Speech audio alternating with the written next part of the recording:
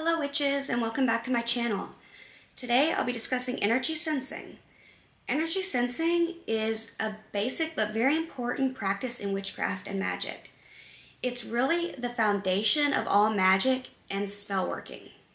It is something you have to master before you can move on to intermediate and more advanced methods. If you don't know how to sense, manipulate, and work with energy, then you won't be able to successfully perform magic and spells.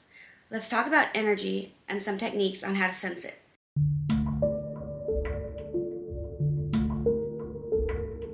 We as humans, along with everything around us, are all made up of energy.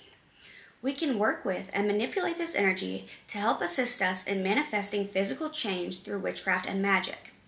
So let's talk about energy sensing. Energy sensing is the ability to sense and recognize the energetic sensations around us, inside and outside of ourselves. Most people can pretty easily sense their own energy, but have more difficulty sensing the energy of other people and things. Energy sensing is helpful to sense energies of things around you that you may wish to work with or draw on, such as deities, spirits, crystals, herbs, and other tools like those used for divination. We are constantly sensing energies all around us, often without even noticing. A great example of this is just in regular conversation, how you can sense the energy behind someone's words. You can tell if they're giving off a positive or negative energy.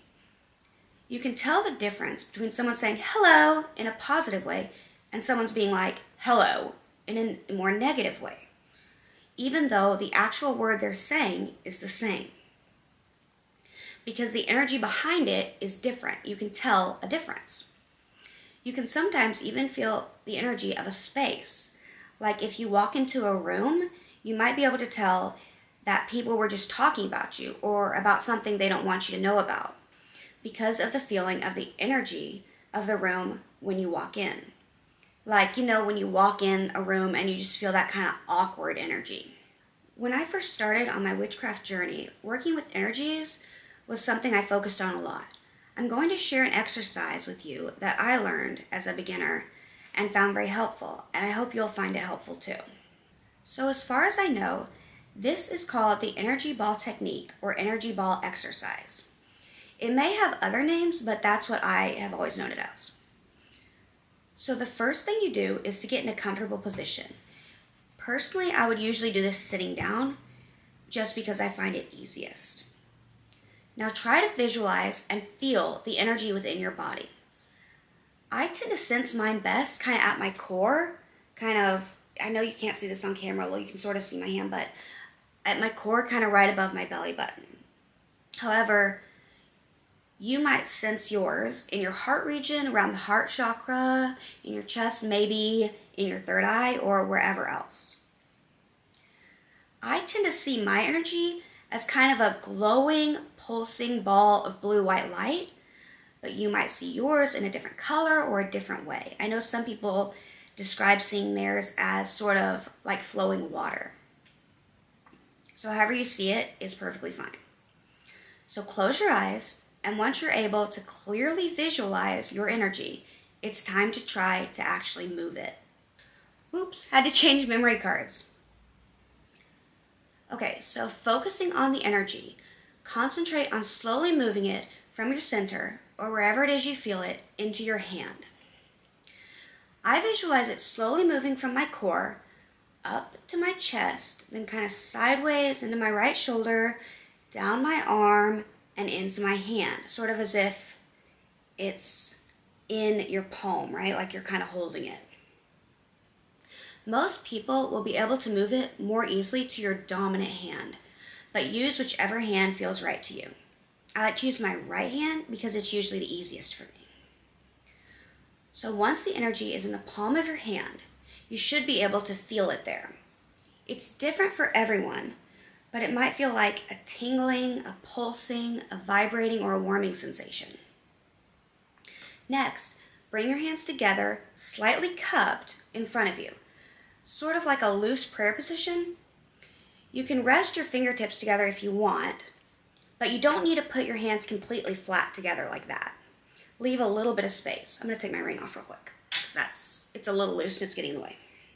Okay, so keeping your eyes closed, focus on the sensation of the energy in your hand.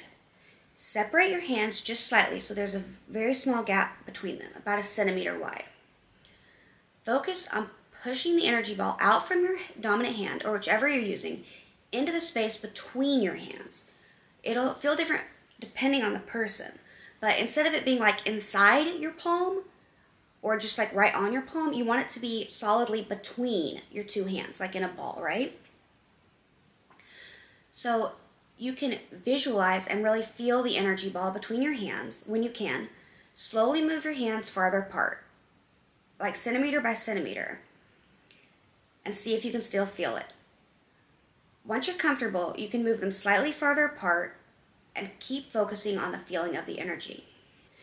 As you slowly move your hands apart, concentrate on the feeling of the energy. Now, I personally almost always feel energy as a warm pulsing sensation. Again, you could feel it totally different though. As I move my hands slowly apart, I visualize the energy ball growing bigger and filling the space between my hands.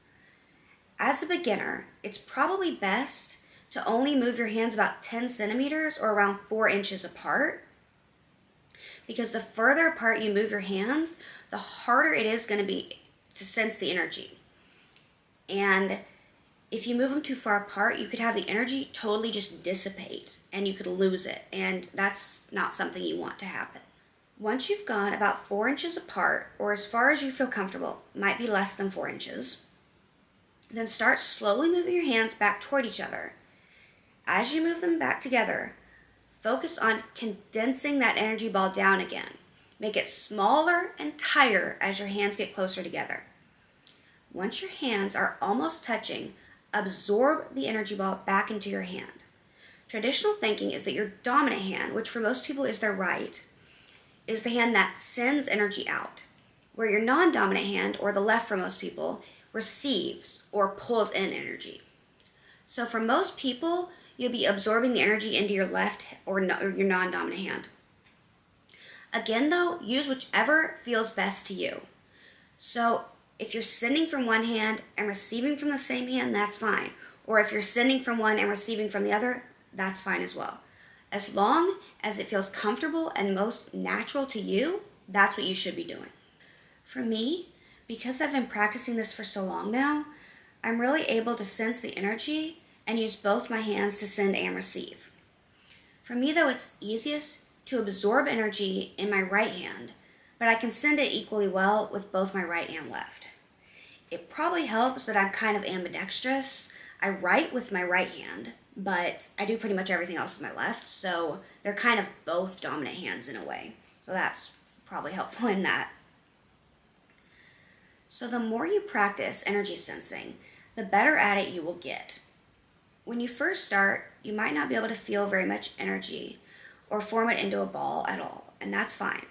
If you can only visualize it within yourself, then that's fine. If you aren't able to move it into your hand, that's okay too. Just keep practicing and you'll get better at it. I believe that with regular practice, you can teach yourself how to notice energy sensations more and become more sensitive to energy sensations around you. Over time, you will build your ability to tune into energy of your own as well as the energies around you. It's important to be able to know and recognize your own individual energy before you will be able to sense and recognize the energy of other people and things. This exercise is helpful in being able to sense and recognize your own unique energy. The more you know your own energy, the easier it will be to recognize the energies around you.